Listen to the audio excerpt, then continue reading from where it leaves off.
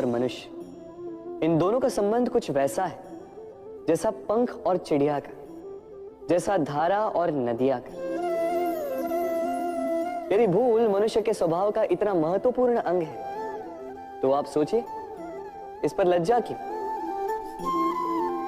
इस पर लज्जा करना ठीक है ही नहीं। वैसे देखा जाए तो भूल हमें स्वयं को और श्रेष्ठ बनाने का अवसर देती है, पहले से अच्छा प्रदर्शन करने की प्रेरणा देती है। अब कदाचित आप में से कुछ इस बात से सहमत नहीं हो, क्योंकि बहुतों की दृष्टि में भूल दोष को जन्म देती है, दोष अपराध को, और अपराध के लिए क्षमा नहीं, दंड मिलना चाहिए। किंतु क्या आपने कभी सोचा है कि ऐसा क्यों होता है? क्या कारण है इसका? इसका कारण है भूल स्वीकार करने से बचना। यदि आप कोई भूल करोगे और उसे स्वीकारोगे नहीं, तो वो भूल दोष में बदल जाएगी और वो दोष अपराध। तो साहस रखिए, अपनी भूल को स्वीकार करना अपनी भूल को सुधारने की दिशा में सबसे पहला कदम होता है। और स्मरण रखिएगा, यदि कुछ अपराध है तो वो है समय पे अपनी भूल ना स्वीकार। राधे राधे। एक शब्द है जो हमें कभी कभी या कहो कई बार सुनाई देता है, स्वार्थ। वो व्यक्ति स्वार्थी है, उसने स्वार्थ में आके ये बुरा कर्म कर दिया, आदि इत्यादि। देखा जाए तो संसार स्वार्थ को पाप का मूल मानने लगा, परंतु क्या स्वार्थ सच में बुरा है? नहीं। स्वार्थ ये शब्द बना है स्व से, अर्थात स्वयं से, यानी कि जिस कार्य में केवल स्वयं का अर्थ हो, केवल स्वयं का लाभ चाप हो, वो स्वार्थ। अब प्रश्न ये उठता है कि आपका स्व क्या है? यदि आपके स्व में केवल आप हैं तो आप अवश्य स्वार्थी हैं। यदि आपके स्व में परिवार सम्मिलित है तो आप परिवार्थी हैं। यदि आपके स्व में अन्य लोग सम्मिलित हैं तो आप परोपकारती हैं। और यदि आपके स्व में ये संसार सम्मिलित है तो आप परमार्थी हैं। तो अपने स्वार्थ से दूर ना जाएं, उसका विस्तार करें। अपने अस्तित्व का विस्तार करोगे तो ये स्वार्थ स्वयं ही परमार्थ में बदल जाएगा। राधे राधे। इतना सुंदर पुस्तक है, सुंदर आवरण है, सजाए हुए पृष्ठ है, किंतु क्या ये सत्य में अद्भुत पुस्तक कहलाने की पात्र है? क्या इसमें जो लिखा है वो सत्य है, प्रेरणादायी है, हमारे लिए मूल्यवान है? कैसे निश्चय लिया जाए इस बात का? अब आप सोचेंगे कि सीधी सी बात है, आवरण को देख के पुस्तक की गुणवत्ता कैसे जानी जा सकती? इसके लिए तो आपको उसे पढ़ना होगा, उसे समझना होगा, समय देना होगा, है ना? बिल्कुल उचित सोच रहे हैं आप। बस आश्चर्य की बात यह है कि पुस्तक के विषय में आप ये सारी बातें जानते हैं, किंतु किसी व्यक्ति के विषय में आप ये सारी बातें मन में नहीं लाते। व्यक्ति का मूल्यांकन भी उसके वस्त्रों से, उसके शारीरिक रूप से या उसकी सुंदरता से नहीं किया जा सकता। उसके लिए आपको उस व्यक्ति को पढ़ना होगा, उसे समझना होगा, उसे समय देना होगा। पर हम क्या करते हैं?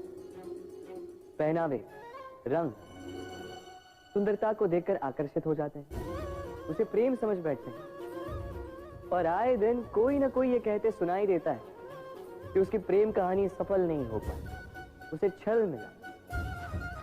किंतु इसमें दोष किसी और का नहीं, स्वयं आपका है। आपने उस व्यक्ति को समय नहीं दिया, आपने उस व्यक्ति के विचार नहीं परखे। प्रेम 2 क्षण में बनने वाला पकवान नहीं है, इसका स्वाद चखने के लिए आपको जीवन भर का समय देना पड़ेगा। तो समय दीजिए, एक दूसरे के रूप से नहीं, आत्मा से जुड़ी, निश्चित ही मन प्रसन्नता से कह उठेगा, राधे राधे। मनुष्य की सोच संसार का सबसे गहन या कहो सबसे कठिन भाव है। कब क्या होने के पश्चात ये मन क्या सोच बैठेगा, ये कहना असंभव है। और यही सोच कई बार हमारे मन में हीन की भावना ले आती है। हम सदा हमसे ऊपर की श्रेणी के व्यक्तियों को देखते हैं, उनके जीवन का विश्लेषण करते हैं और फिर स्वयं को हीन समझ लेते हैं। इसके पास इतना धन है, इसके पास कितना बल है, और मेरे पास कुछ भी नहीं। मैं कितना हीन व्यक्ति हूं, संसार के लिए मैं कुछ भी नहीं। होता है ना ऐसा? किंतु ऐसा नहीं है। आपके पास भी बहुत कुछ है, पलट के देखिए। किसी भूखे व्यक्ति को केवल एक रोटी मिल जाए तो भले ही दूसरों के लिए वो अन्न का दाना होगा, किंतु उसके लिए वो भोज से कम नहीं। इसलिए जब भी मन में हीन भावना जागे, अपनों की ओर देखिए, उनकी ओर पलटिए। आपको विश्वास हो जाएगा कि भले ही आप ये मानते हो कि इस संसार के लिए आप कुछ नहीं है, कुछ लोगों के लिए आप संपूर्ण संसार है। तो जो आपका संसार है उसमें प्रसन्न रहना सीखिए। राधे राधे।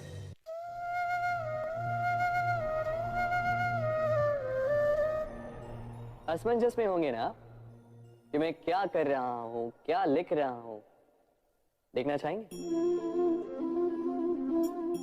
अब आप सोच रहे होंगे कि मैं माटी पे माटी क्यों लिख रहा हूं। इसके पीछे एक बड़ा कारण, किंतु वो बताने से पूर्व तनिक मुझे पानी पे पानी तो लिखने दीजिए।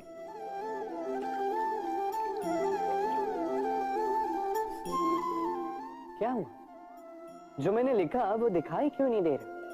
तो ये रहा आपके पहले प्रश्न का उत्तर। माटी पर माटी लिखना कितना सरल है, उतना ही कठिन है पानी पर पानी लिखना। संबंध भी कुछ इसी प्रकार होते हैं। बनाते समय माटी पर लिखने जितने सरल और निभाते समय पानी पर लिखने जितने कठिन। अब प्रश्न ये उठता है कि पानी पे लिखा कैसे जाए।